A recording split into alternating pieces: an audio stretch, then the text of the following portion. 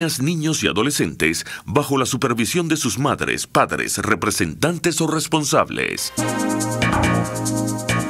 Informe RCR presenta Titulares de la Mañana con Pedro García Otero.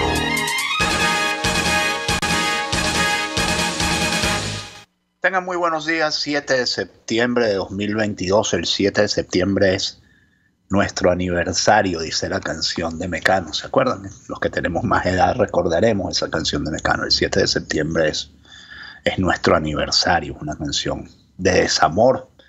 Bueno, no hay desamor en Venezuela, hay un hermoso amanecer, hay mucho desamor, el que haya, pero es un hermoso amanecer el de este 7 de septiembre de 2022. Son las 6:22 minutos de la mañana.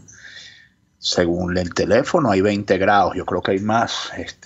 Hace bastante calor en este momento en Venezuela y en Caracas, y las lluvias, por lo menos en Caracas, han amainado un poquito. En el interior siguen causando estragos, ya estaremos hablando de ello.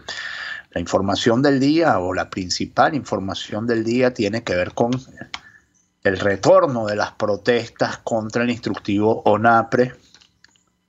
¿Qué cosa tenemos los venezolanos, chicos? Que nos da por protestar contra cosas que no existen, diría el Tribunal Supremo de Justicia. En algún momento dirá, si usted dice que existe, pruébelo, porque si no va preso. Probablemente lleguemos a ese punto. Protesta contra el instructivo de la ONAPRE tomó las calles en varios estados de Venezuela. En Caracas y varios estados del país, dice la nota de Monitoreamos, se realizó este martes una protesta nacional contra el instructivo de la Oficina Nacional de Presupuesto ONAPRE y la decisión del Tribunal Supremo de Justicia para que sea derogado el mismo, debido a que violaría los derechos contractuales de los trabajadores del sector público en el país. Perdonen ustedes que me salió un estornudo. En el estado Carabobo, los empleados de la Universidad de Carabobo se reunieron en Valencia porque el instructivo ONAPRE se sigue aplicando a todas las instancias públicas en el país y pone en tela de juicio y multa a quienes han intentado denunciar. Continuaremos en las calles, dijo José Francisco Jiménez, secretario de la Asociación de Empleados de la Universidad de Carabobo. En el estado Bolívar, los médicos unidos de la entidad se unieron a la manifestación de la Comisión Coordinadora de Pensionados y Jubilados y también exigieron la nulidad del instrumento jurídico de la ONAPRE ante el Ministerio Público de la entidad. Mientras en Lara, Guárico y Yaracuy, los diferentes gremios de trabajadores también se concentraron para exigir el respeto a sus derechos como líderes sindicales y sociales. Hay una serie de tweets. Están viendo ustedes, Causa R, Movimiento Vino Tinto, Médicos Unidos por Venezuela, que estuvieron en la protesta. La rectora de la Universidad de Carabobo, Jessy Divo, dice en tanto sobre el mismo tema.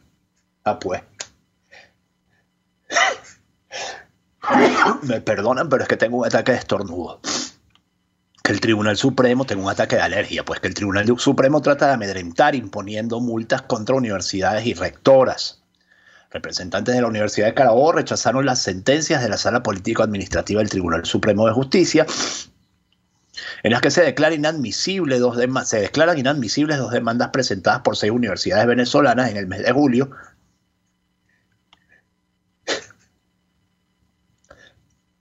Si uno piensa en un estornudo, no estornuda. Relacionadas con el instructivo de la Oficina Nacional de Presupuesto ONAPRE. Además, el fallo del TCJ publicado el pasado sábado contempla una multa contra la Universidad de los Andes, la Universidad Pedagógica Experimental Libertador y las rectoras Cecilia García Arocha de la UCB, Milena Bravo de la UDO, Rita Elena Áñez de la UNEXPO y Jessy Divo de Romero de la Universidad de Carabobo. Dentro de la decisión, el magistrado Malaquías Gil Rodríguez impuso una multa a cada una de las accionantes y sus representantes, consultores jurídicos, por 50 veces el tipo de cambio oficial de la moneda de mayor valor establecido por el Banco Central de Venezuela. Es decir, estos son 50 euros, ¿no? Digamos, la multa que se le impuso a las rectoras. A juicio de la rectora de la Universidad de Carabobo, a partir de este fallo existiera un temor o amedrentamiento contra cualquier persona que intente una acción ante esa instancia, impidiéndole ejercer su derecho a una tutela judicial efectiva y en consecuencia su derecho legítimo de defensa. Adicionalmente expone y somete a multas a quienes acudan a los tribunales de la República por solo buscar justicia y el respeto a la ley, expresó Divo de Romero destacó que los trabajadores de la administración pública y los universitarios, activos o jubilados, tienen derecho a un salario digno y justo y a no aceptar la implementación de un instructivo lesionador de derechos que incluso rebaja los salarios y beneficios conquistados a lo largo de la historia, aseveró la máxima autoridad usista.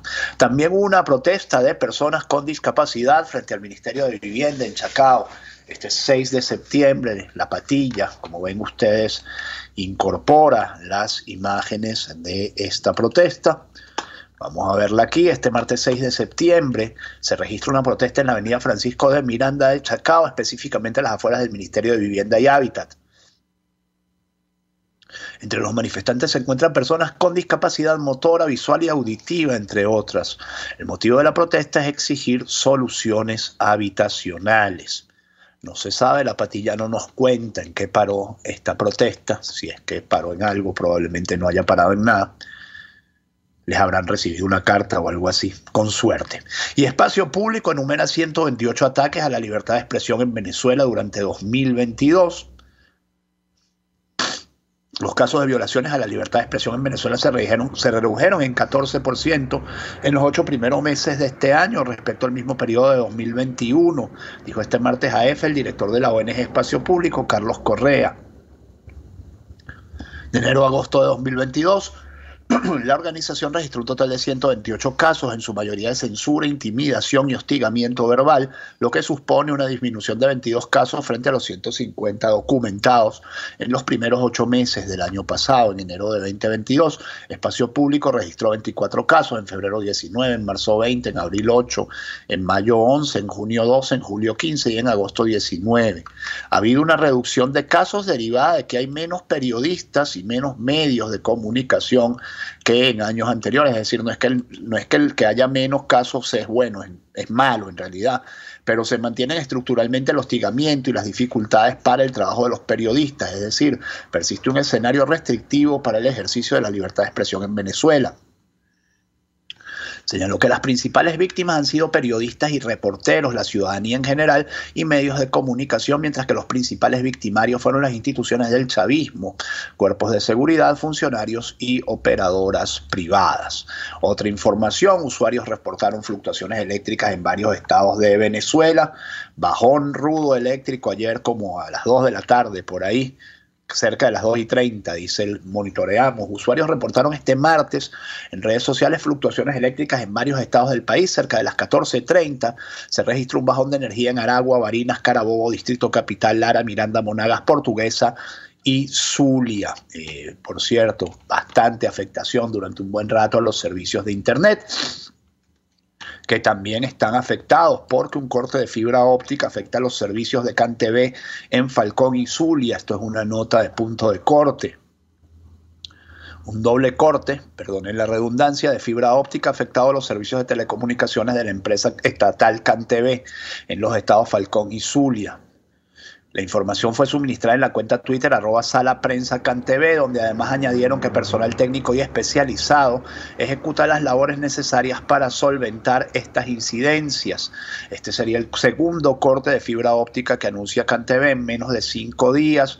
Recordemos que el pasado 2 de septiembre informaron que sus servicios se encuentran interrumpidos en Guarenas y Guatire, estado Miranda, debido a un incendio. Señalaron que se trató de un incendio que causó daños en la red de fibra óptica. Y justamente ahora les voy a leer la nueva excusa, según La Patilla, la nueva excusa del chavismo para justificar una falla que dejó sin luz al Zulia. Les comentaba ayer o el lunes del fin de semana terrible que habían tenido los zulianos con la electricidad.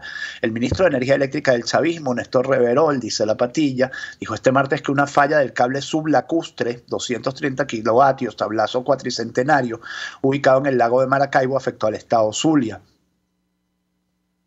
A través de su cuenta en Twitter, Reverol dijo que el inconveniente ocurrió por una gabarra que hacía saneamiento y causó daño mecánico y eléctrico a uno de los cables. Además mencionó que personal de Corpoelec trabaja para restituir el servicio. Amerita empalme especial, dice él en el tuit de Néstor Reverol. Usuarios en redes sociales han denunciado cortes eléctricos prolongados en la región. Y el embajador, son las 6:31 minutos, el embajador de Colombia en Venezuela, el embajador Armando Benedetti, reveló que está sobre la mesa que Nicolás Maduro venda monómeros a Colombia. Aquí vamos con un bloque de información relativa a Colombia. Son 5 o 6 informaciones que tienen que ver con las relaciones colombo-venezolanas. El embajador de Colombia en Venezuela, Armando Benedetti, se refirió este martes a la situación de monómeros y reveló la intención del gobierno de Gustavo Petro para que la empresa sea adquirida por el Estado colombiano. Sí, claro, es una propuesta que está sobre la mesa, es un mensaje que dio el presidente Maduro y la idea es que nosotros nos quedemos con esa empresa, afirmó Benedetti durante una entrevista con la revista Semana. En cuanto a monómeros, dice la pregunta de Semana, ¿pasará definitivamente al gobierno de Nicolás Maduro? Sí, eso quedó estipulado desde que el gobierno de Gustavo Petro reconoció al presidente Nicolás Maduro. Eso es de Venezuela, no es de Juan Guaidó, porque Guaidó no es nadie, dice Armando Benedetti. La verdad es que el gobierno de Petro está mostrando muy rápido, con el propio Petro a la cabeza, pues sus intenciones y sus mañas. ¿Y cuál es el proceso que se dará para que monómeros pase a manos de Maduro? El que dice la ley. La seguridad alimentaria de este país depende de monómeros. Por eso nosotros tenemos que seguir con los ojos encima y mirar qué pasa con el sector financiero y de producción de esta empresa. Estados Unidos seguramente no le gustará que hayamos devuelto muy rápido a monómeros, pero la de rapidez no depende de mí, sino que si Gustavo Petro reconoce a Nicolás Maduro, lo que es obvio y claro es que es de ellos. Nos estamos rigiendo por los tiempos de la ley. Ellos tienen que hacer eso ante la Cámara de Comercio de Barranquilla. ¿Por qué devolvieron tan rápido monómeros? Y aquí hay una clave. Primero, porque es de ellos. La segunda es la clave. Nos rebajarán en 40% la urea, nos darán fórmulas que tienen para el crecimiento del maíz, como lo hicieron en México. Además tendremos un descuento de casi 30% en fertilizantes. Esto ayudará muchísimo a bajar los productos agrícolas. Es decir, este no era el título, está sobre la mesa. El título es: monómeros le dará descuentos al gobierno colombiano luego de que pase a manos de Maduro. El gobierno, hay una pregunta que dice, ¿el gobierno ha pensado tener participación en monómeros? Sí, claro, es una propuesta que está sobre la mesa, es un mensaje que dio el presidente Maduro y la idea es que nosotros nos quedemos con esa empresa. Es decir, Maduro tiene la intención de venderle monómeros a Colombia, insiste Semana. La propuesta está en la mesa, insiste Benedetti a su vez. No hay cifra porque los balances que yo he escuchado son muy sobrevalorados, pero esa será otra historia, la compra de monómeros. 30% en fertilizantes, 40% en urea. Quédense con ese dato. Armando Benedetti también dice que es necesario que Colombia le compre gas a Venezuela. El problema es que Venezuela no produce prácticamente gas. El embajador de Colombia en Venezuela, Armando Benedetti, se refirió a la polémica afirmación de la ministra de Minas y Energía, Irene Vélez, de comprar gas a Venezuela cuando se acaben las existencias en ese país. Se equivoca la ministra, hay que hacerlo desde ya, hay que prever para guardar. 7 años no es nada. La compra de gas de Colombia a Venezuela es necesaria porque nuestro país se quedará sin gas en los próximos 7 años. Ellos ya tienen el gasoducto que sale del propio Golfo de Maracaibo. Se llama Golfo de Venezuela, señor Armando Benedetti. No se llama Golfo de Maracaibo. Se llama Golfo de Venezuela. Y que se llame Golfo de Venezuela, que usted le ponga otro nombre, tiene unas implicaciones que usted debe conocer muy bien. Hubo un tiempo en el que para sustentar sus ambiciones sobre el Golfo de Venezuela, Colombia decía que eso se llamaba el Golfo de Coquibacoa. No lo renombre. No lo renombre porque además es muy fácil que estos le caigan en el juego. Vamos a ver esta nota porque ahora se me quedó colgada. Ajá. Ellos ya tienen el gasoducto que sale del propio Golfo de Maracaibo. Ellos ya tienen la explotación, un gasoducto. Solamente habría que buscar unos 30, 40 kilómetros para que se pueda comenzar a comercializar desde Colombia. ¿Cuál ha sido la dificultad principal para abrir totalmente la frontera? Eso tiene que hacerse paulatinamente, de forma conjunta, con base en unos requerimientos y requisitos, dice Armando Benedetti. En tanto, la alcaldesa de Bogotá pide al régimen de Maduro aislar a los líderes del Tren de Aragua. Imagínense qué pena esto, que una alcaldesa de una capital de otro país, del país vecino, le pida al gobierno de Venezuela que por favor ponga orden en una cárcel para que no se sigan cometiendo delitos en Bogotá. Bueno, esto es lo que viene En información, alcaldesa de Bogotá pide al régimen de Maduro aislar a los líderes del Tren de Aragua. Desde Tocorón planifican acciones para delinquir en Colombia. La cobertura delictiva del Tren de Aragua sigue ampliándose. Según la alcaldesa de Bogotá, Claudia López, la organización estaría planificando actos delictivos desde la cárcel de Tocorón para cometer sus fechorías en suelo colombiano. En una entrevista a Blue Radio, la mandataria local instó al gobierno de Petro a gestionar con el régimen de Maduro acciones para aislar a los líderes de la banda. Queremos hacer una solicitud a la Cancillería y embajadores de Colombia y Venezuela. El Tren de Aragua es una estructura dirigida por alias Niño Guerrero y alias Giovanni, que están presos en Tocorón, Venezuela. Nuestras autoridades confirmaron que estos criminales siguen coordinando las operaciones. Por eso hizo un llamado al embajador de Colombia en Venezuela, Armando Benedetti, para que trabaje en este tema. López adicionalmente pidió que las autoridades judiciales de Colombia y Venezuela se articulen con el objetivo de identificar y capturar a delincuentes que están emitiendo órdenes desde Venezuela. Necesitamos que haya celeridad en esto para conocer prontuarios e identificación de criminales para poder judicializarlos en Colombia, pidió Claudia López. Y Colombia también ha rescatado a 29 tripulantes de un buque venezolano cuando se incendiaba. La Armada colombiana rescató a los 29 tripulantes de un buque pesquero ilegal de bandera venezolana que se estaba incendiando en la bahía interna de Buenaventura, el principal puerto del país andino en el Océano Pacífico. La embarcación Taurus 1 se estaba incendiando, al parecer por un cortocircuito en la cocina, detalló la Armada este martes en un comunicado en el que detalló que los rescatados son 14 venezolanos, 5 mexicanos, 5 colombianos, 2 ecuatorianos, 2 peruanos y un costarricense. El incidente ocurrió en la noche del lunes cuando funcionarios de la Estación de Vigilancia y Tráfico Marítimo de la Dirección General Marítima alertaron al personal en la estación de guardacostas de Buenaventura de la conflagración. No es una conflagración es una guerra que se estaba presentando en la embarcación. En todo caso puede ser una deflagración, que es una explosión. De inmediato se desplegaron 2 unidades de reacción rápida de la Armada de Colombia hasta el lugar de la emergencia, que de forma oportuna evacuaron a los 29 tripulantes, agregó la información. Los rescatados, según la Armada, fueron llevados al muelle de la Capitanía del puerto de Buenaventura, donde fueron atendidos por el personal médico que les brindó primeros auxilios. Para ir cerrando este bloque, me quedan 1, 2, 3, 4, 5, 6 informaciones. El régimen y la oposición habrían acordado incluir a la esposa de Alex Saab en el diálogo. Y ojo, esta nota es de Bloomberg, y Bloomberg es una gran agencia de noticias, pero en los últimos días, por su afán de dar exclusiva, se ha tirado un par de pelones, incluyendo el pelón de la Siemens. ¿Se acuerdan ustedes de que dijeron que la Siemens ya tenía un acuerdo con el gobierno venezolano para reparar instalaciones eléctricas? Bueno, la Siemens lo desmintió unos cuantos días después, la verdad también. Se tardaron unos cuantos días para desmentirlo. Así que probablemente haya habido algo y luego se volvió nada. Pero bueno, en todo caso, esto lo dice Bloomberg. El régimen de Nicolás Maduro y la plataforma unitaria habrían acordado incluir a la italiana Camila Fabri, la esposa del testaferro Alex Saab, como parte de la delegación chavista de la negociación en México. Así lo reveló la agencia de noticias Bloomberg, según fuentes familiarizadas con las reuniones que han sostenido los jefes de ambas representaciones, Jorge Rodríguez y Gerardo Blyde. Las delegaciones del chavismo y la oposición han protagonizado una serie de encuentros en Caracas con la intención de aproximar puntos de vista para lograr el restablecimiento de la negociación con la mediación de Noruega. El diálogo fue suspendido en octubre de 2021 cuando el régimen de Maduro decidió levantarse de la mesa de negociación como forma de protesta por la extradición de Saab a Estados Unidos, donde es juzgado por conspiración para lavar dinero. El chavismo, para intentar impedir su extradición, había designado a Saab como supuesto miembro de la delegación negociadora en México. La esposa de Saab es investigada por las autoridades italianas y también por una causa de lavado de dinero.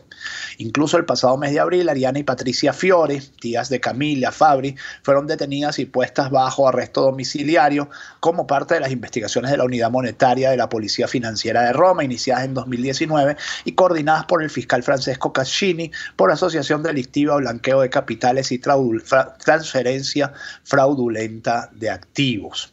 Panamá alerta que migración por la selva del Darién aumentó 43% y en su mayoría es migración de venezolanos. Había otro titular de Colombia, chicos, que se me quedó ahí traspapelado, se los leo después de este. Las autoridades de Panamá advierten que la cifra de migrantes que decide cruzar la selva del Darién, que separa ese país de Colombia, se incrementa de manera significativa. Samira Gozaine, directora del Servicio Nacional de Migración de Panamá, precisó que este domingo 4 de septiembre que durante este año se han contabilizado alrededor de 30.000 migrantes más que en 2021, lo que representa un aumento del 43%. Lamentablemente para esta misma fecha en 2021 habían pasado 70.000 personas por Panamá y este año van 100.000 personas. Es evidente que hay un incremento, dijo en declaraciones al programa Debate Abierto.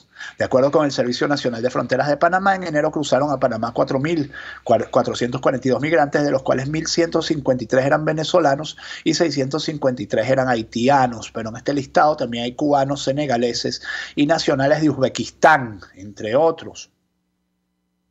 El Servicio Nacional de Migraciones registró el paso de 44.943 venezolanos por el tapón del Darién entre enero y julio de 2022.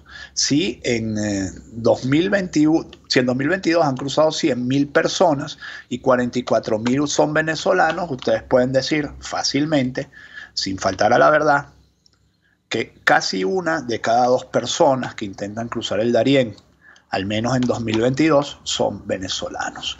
Yo estoy seguro de que hace 15 años usted le preguntaba a un venezolano, 15, 20 años, antes de la Quinta República, usted le preguntaba, y antes de esta tragedia pues que hemos vivido, o sea, antes de 2013, por ponerle una fecha más o menos exacta, usted le preguntaba a un venezolano qué era el Darién y el 90% de los venezolanos no sabían qué era el Darién. Ahora todos sabemos qué es el Darién.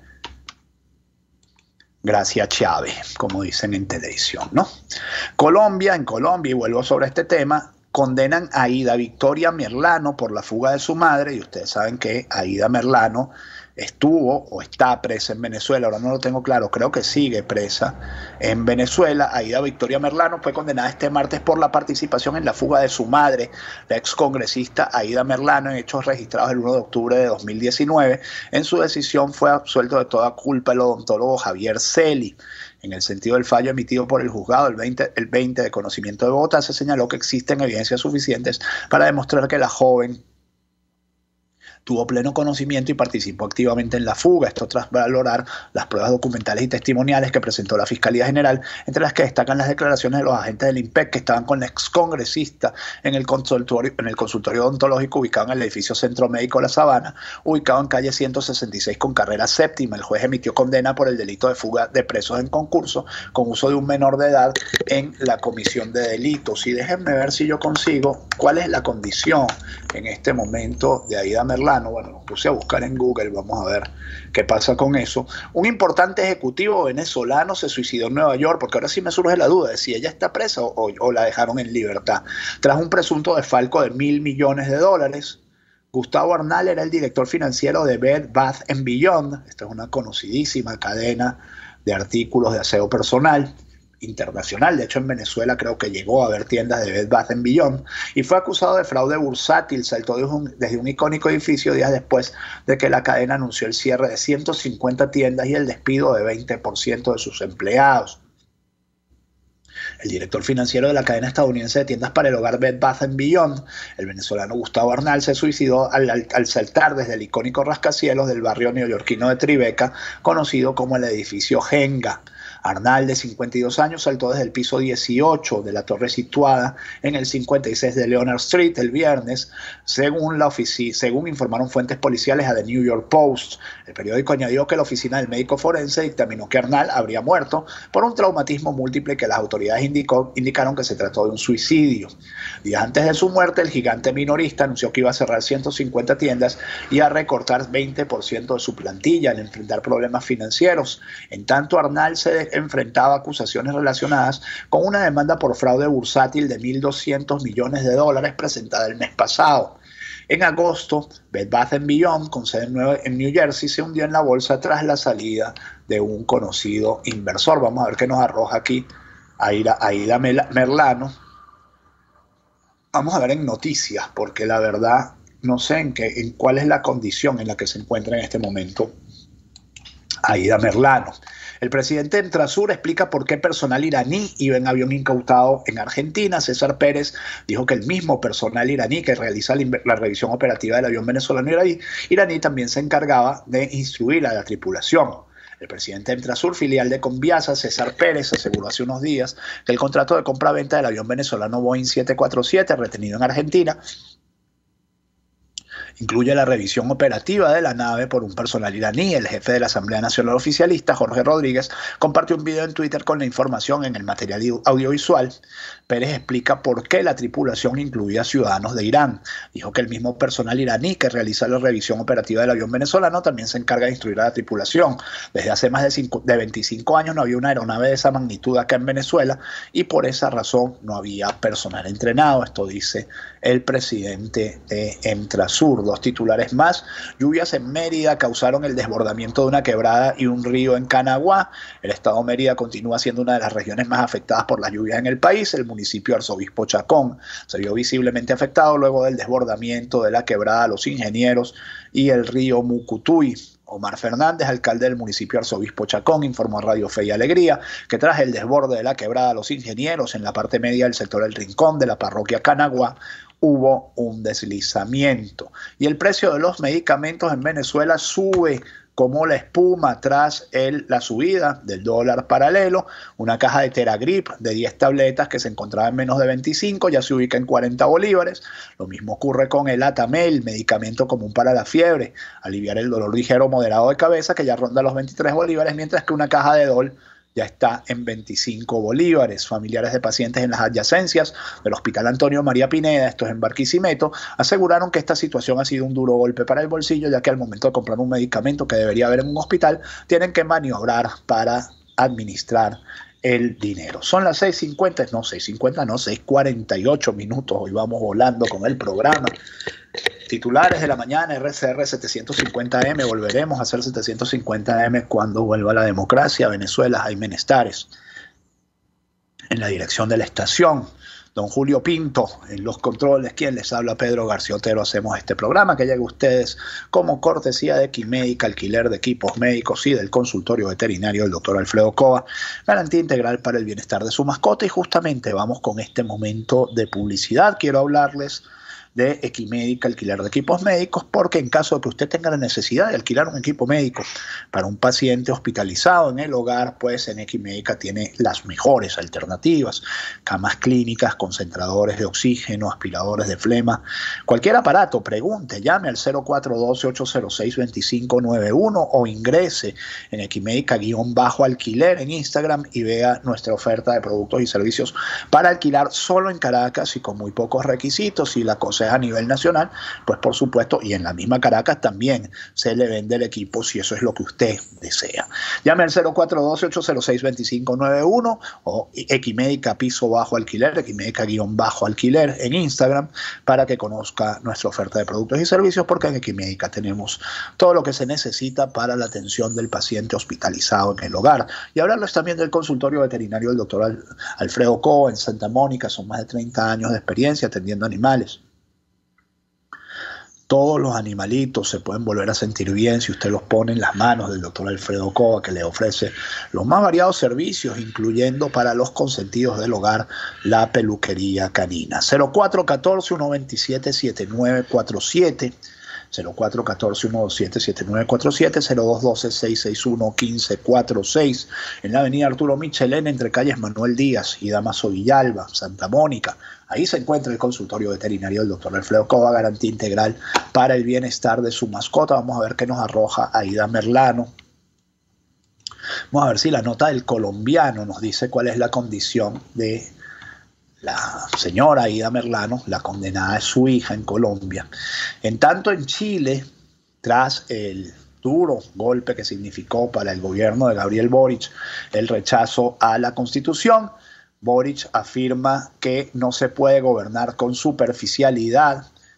El presidente de Chile, Gabriel Boric, aseguró que no se puede gobernar con superficialidad y subrayó que la remodelación de su gabinete busca ser más efectivo a la hora de responder a las necesidades diarias de la población asfixiada por la inflación y la crisis política. En un breve discurso tras la presentación y firma del cargo de los nuevos ministros, el mandatario recordó a los funcionarios que el cambio no es protocolar ni para la foto, sino que debe responder de forma rápida a los desafíos que afronta el país y la ciudadanía. Y Boric nombró y destituyó en menos de 2 horas a un dirigente comunista como viceministro del Interior. El presidente de Chile, Gabriel Boric, se retractó en menos de 1 hora del nombramiento como número 2 del Ministerio del Interior de Nicolás Cataldo Astorga, antiguo líder estudiantil vinculado al Partido Comunista, después de que su designación desatara las críticas de la oposición por sus ataques en el pasado a las fuerzas de seguridad.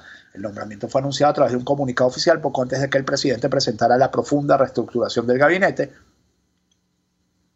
lo que causó un enorme revuelo en los patios del Palacio de la Moneda y declaraciones en cadena de opositores de las televisiones locales. Con 1 hora de retraso sobre el horario previsto, el subsecretario de Interior, Manuel Monsalve, que en todas las quinielas sonaba como nuevo ministro de la Presidencia, lo que significaba un ascenso, ofició de notario, con lo que se confirmó el cese de Cataldo y la permanencia de Monsalve en la subsecretaría del Interior. En tanto, renunció Boris Johnson y Liz Truss fue ya nombrada oficialmente como primera ministra por la reina Isabel. La monarca se reunió con la nueva líder del Partido Conservador, esto por supuesto es Gran Bretaña, del Reino Unido. Tras completar el acto constitucional, la nueva premier viajará a Londres para designar a los miembros de su gobierno y ocupar la emblemática residencia del número 10 de Downing Street, que es la residencia del primer ministro desde que el mundo es mundo y está gobernando la reina Isabel, que por cierto preocupa su estado de salud. Imágenes de la reina Isabel tras preocupación por su salud en el Reino Unido. No podemos olvidar que esta noble señora, que esta noble anciana tiene 96 años, que se dice fácil, casi un siglo.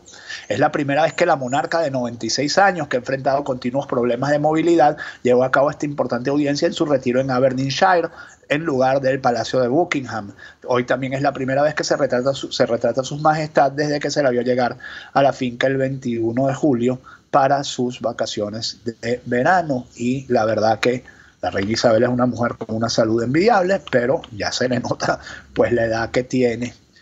Una vida larga y épica la vida de la reina Isabel. Más de 10 hombres armados roban hotel en Turmero, 6:54. Los delincuentes amedrentaron a las víctimas y las despojaron de sus vehículos. Imagínense ustedes este horror, con chalecos antibalas y armas largas.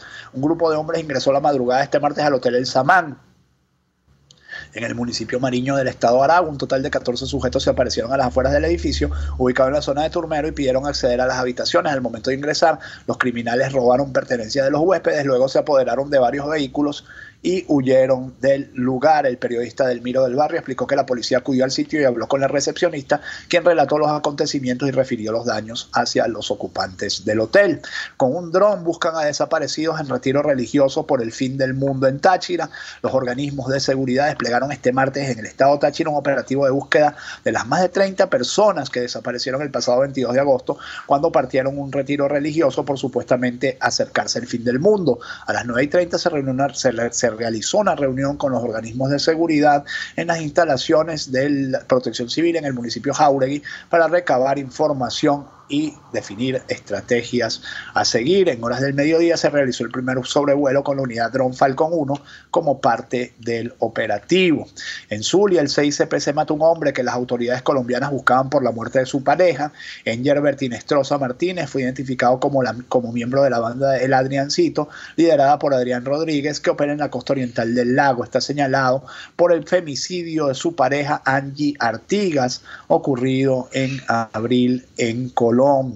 Y para cerrar, liberan a comerciante que fue secuestrado en Puerto Cabello. El comerciante Jovito Gómez, que había sido secuestrado el pasado sábado en horas de la mañana en la ciudad de Puerto Cabello, fue liberado por sus captores en la zona de Tucacas, estado Zapalcón. Sano y salvo. No hay más detalles a esta hora. Lo cierto es que hay que decir que Jovito había sido secuestrado por hombres con uniformes de la DGCIM. Si eran o no funcionarios de la DGCIM, esto está por verse. Que decían que no, que eran falsificados los uniformes. Vamos a ver si tenemos aquí información sobre Aida Merlano, la verdad, no hay información sobre qué ha sido del destino de Aida Merlano tampoco. En esta nota se los prometo para mañana contarles qué pasó con Aida Merlano. Lo voy a hacer, lo voy a intentar averiguar. 6:56 minutos, que este día sea todo lo que ustedes esperan de él. Conseguir información en Venezuela hoy en día es un calvario sobre cualquier cosa. 6:56 minutos, que este 7 de septiembre, que es nuestro aniversario, como dice la canción de Mecano, insisto, sea todo lo que ustedes esperan de él. Si Dios quiere, nos encontramos mañana. Chao. Informe RCR presentó Titulares de la Mañana con Pedro García Otero.